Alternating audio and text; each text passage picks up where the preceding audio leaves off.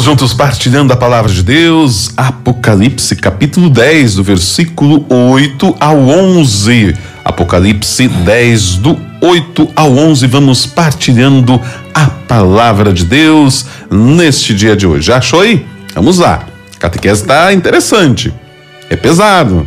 O livro do Apocalipse são vários símbolos, várias mensagens. Precisa entender um pouquinho da história da igreja, precisa entender principalmente do início da igreja, precisa entender também um pocão de Bíblia, de Sagrada Escritura.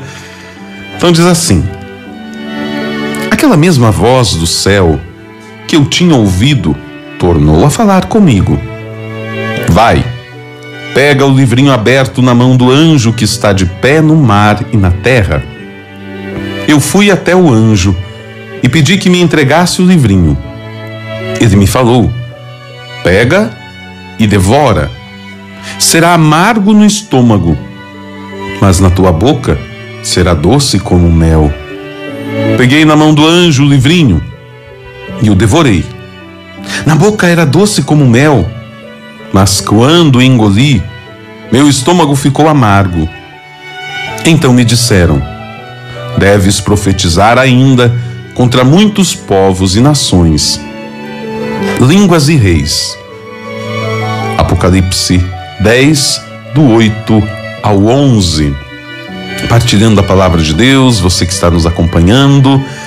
Fala agora então de um livrinho, uma voz que veio do céu. A primeira vez, essa voz proibiu que João escrevesse sobre os 7 trovões.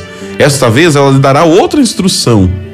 Já observamos vários pontos de contrastes entre esse livrinho e o livro do capítulo 5.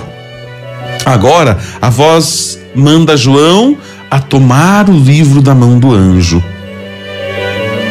Ele então toma este livrinho. João é obediente a esta voz do céu e foi pedir o livrinho. E aí então a voz diz: toma-o e devora-o.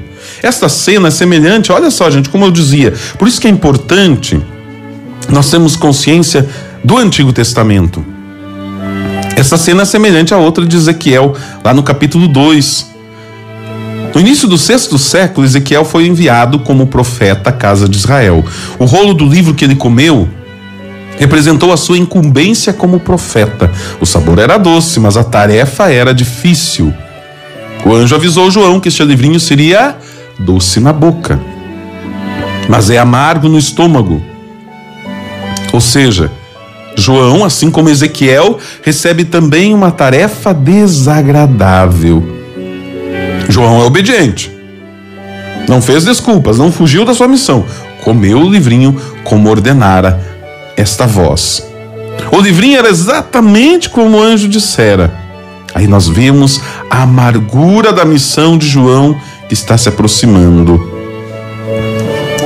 O trabalho no reino do Senhor envolve esses dois aspectos. Traz uma grande alegria, é a boa nova do evangelho, a transformação, mas por outro lado, o servo fiel tem a obrigação de avisar sobre as consequências da rejeição da palavra de Deus, as punições que está preparada para os desobedientes. João não foge da sua responsabilidade, mas nós sabemos que muitas vezes nós sim acabamos negligenciando a nossa missão de denunciarmos, de corrigirmos, e fazemos apenas aquele lado bom da missão, né?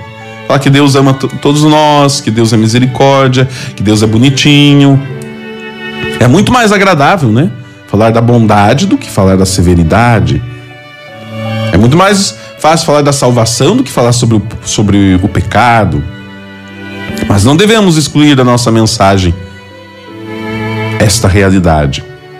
Claro, também não vamos exagerar. Tem pregadores que só falam do inferno, só falam do diabo e só falam do pecado. É necessário encontrarmos sempre a justa medida do nosso anúncio. E aí no final do capítulo 10, essa voz ainda diz: é necessário que ainda profetizes a respeito de muitos povos, nações e línguas. Este versículo reforça ainda este compromisso e o significado do livrinho. João é obrigado a profetizar sobre nações e reis. Já falou sobre pragas e castigos. atingindo um número cada vez maior de pessoas, até causando a morte de grandes multidões. Mas tem mais pela frente. A difícil missão de João incluirá profecias sobre muitos povos. Assim é a nossa missão também: anunciarmos, mas também denunciarmos. Senhor, quero sempre acompanhar e seguir os teus